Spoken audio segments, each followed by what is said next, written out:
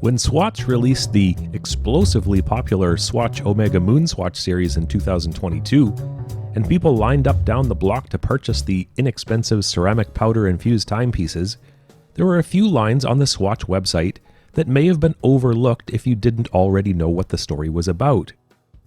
These playful tributes to the planets celebrate the collaboration between the plucky company that saved the Swiss watchmaking industry and the iconic maker of the Speedmaster MoonWatch. We'll get into the details about how Swatch saved the world of watchdom, but first, we need to talk about white bread. White bread and Swiss watches. Coming up next.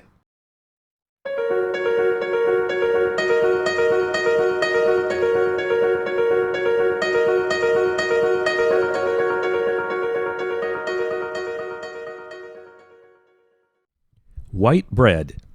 Tasty, delicious, and at one point in time highly nutritious. You see, in the old days, when flour was made in grist mills surrounded by trees and flowers, white bread was the best. If you took grain and ground it up, the finest flour would be white, and the coarse flour would be brown. If you took the brown flour and ground it a second time, it would become white. White flour was either double ground or ground so finely in the first place, and therefore it was expensive. White flour was a luxury item. However, white flour later became mass-produced in factories using steel roller mills, unlike the old method, and the new method took out all the nutritious bits and gave it a long shelf life. White flour became cheap and plentiful. One of the truisms of life is that poor people want whatever rich people have. But as soon as poor people can easily get it, rich people don't want it anymore. Such is the story of white bread, and it's also true with watches. I have here a photography book from 1985 showing daily life in Tokyo, which is always a little bit ahead of the curve in terms of trends.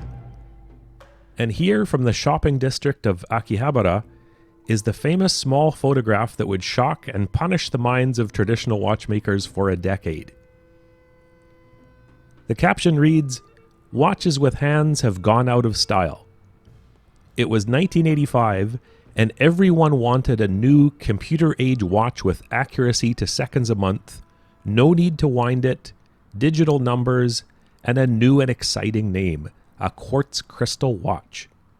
Even James Bond wore a quartz in Moonraker, and the film featured a Seiko quartz billboard.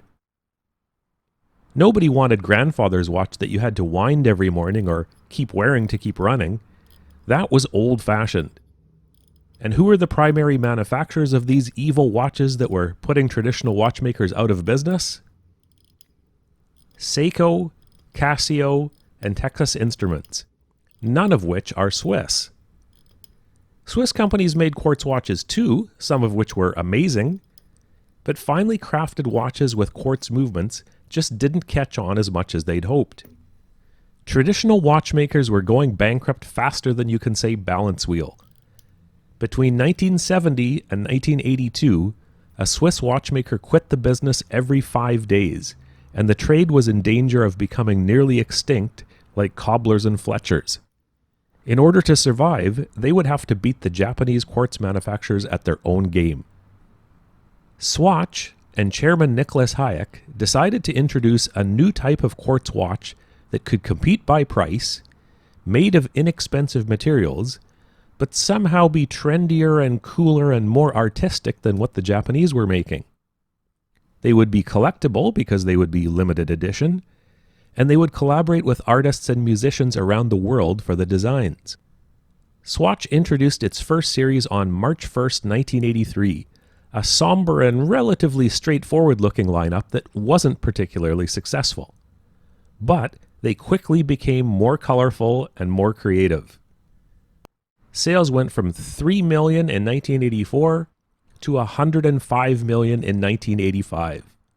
Some people bought dozens, and collectors were rewarded with an almost immediate increase in value.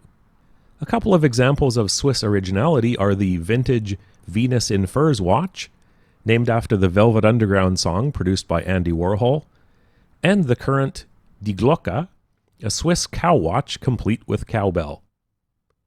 So what are the features of a typical Swatch? I'll explain using my Run But You Can't Hide limited edition Memento Mori watch. So this is my big, bold Swatch. The Run But You Can't Hide Halloween version of Swatch that I bought about a year ago. And as you can see, it's in a very interesting case. Nothing exceptional, just a nice box. And inside is the watch itself. So opens up like this. And here we are. So it's got Your Time Is Coming on the watch. So this is a Memento Mori watch. It used to be called in the Middle Ages. It's a watch with a skull, usually, or bones, that is kind of a reminder that your time on Earth is limited, and so you'd better make the most of it. Let's get this plastic off if I can. There we are. So as you can see, it's got this skull design sort of in the background on the face. And here are the major features of a Swatch watch. So here we go. So first of all, the whole thing is made of plastic. Now, sometimes they're plastic infused with ceramic or some other kind of design like that, but they're all made of plastic for the most part, at least most of them. And the plastic is really good quality. When I say good quality, I mean it's very smooth, silky. It feels rather like silicone, very flexible. I know people who have had Swatch watches for 20 years or more, and they haven't become brittle. Some brands, Timex most notably, also some Casio, after a certain period of time, they start to become brittle, especially from sun damage. But Swatch watches do not appear to do that. They seem to keep their suppleness and shape very well. Another thing about Swatch watches you'll find is that the lugs have this downward tilt to them, so that makes them fit very nicely on the wrist. And it's all integrated. So the bracelet is integrated into the case. It's meant to be one thing. It does have pins, so you probably could change it if you wanted to, but they're not really meant to do that. They're meant to be a unit as a whole, and they're meant to work as one piece. One of the other things I like about Swatch very much is the case back. So on many Quartz watches, the case back has a solid metal case back, and you have to use a tool, like a case back removal tool, to pop off the entire case back to change the battery. With Swatch watches, you have this simple screw, this big screw here, which underneath is the battery. So all you need to do to change the battery is to unscrew this. And of course, you'll notice it's wide enough that you can just use a coin to undo it. You don't even need any special tools, not even nothing. Actually, just a simple coin will undo the back of that and allow you to change the battery. Now, Swatch watches usually come with some kind of perk or quirk, and this one's no exception. If you look in the details here, I'm trying to get my camera out of the way. If you look in the details here, you can see it's got that skull design. Now, one thing about this particular watch is that the actual box is a glow-in-the-dark box, and the face of the watch is also glow-in-the-dark. Even though it doesn't look like it has lume on the skull face at all, on this El Dia de Muertos skull, it does in fact have lume all over it, so it makes it a great Halloween watch, and that's how it was marketed, as a Halloween watch. So those are the basic features of a Swatch watch.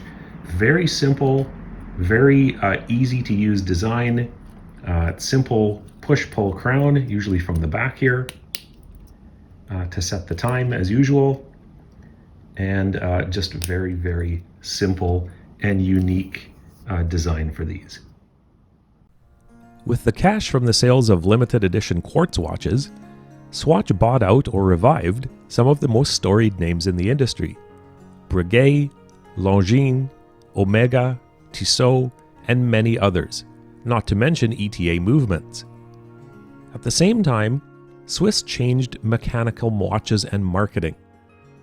They stopped talking about accuracy and reliability, which couldn't compete with quartz, and instead spoke about craftsmanship, history, beauty, and heirloom quality that could and would last for hundreds of years. A $5 quartz movement may be accurate, but it just isn't the same as having a magnificent mechanical watch movement. And now, back to white bread. Since highly accurate quartz watches could be mass-produced cheaply, quartz watches changed from being an exciting innovation to being the white bread of the watch world, the cheaper versions selling in drugstores and petrol stations, and they still are.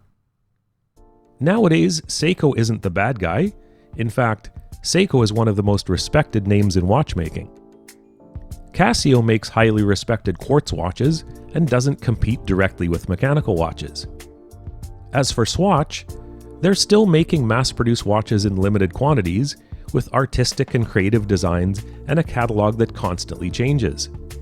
While making this video, they're currently offering designs such as a Museum of Modern Art collaboration Van Gogh watch, an Uffizi Gallery collaboration Botticelli watch, and a Peanuts baseball watch. Well, now you know how Swatch saved the world, or at least the world of watchmaking, and how an anachronism known as the mechanical watch remains one of the most desirable personal items on the planet.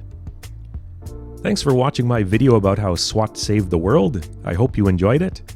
There are links in the description, so if you'd like to support this channel, please use those links. There are many more to come, so hit the subscribe button, and I will see you in the next video.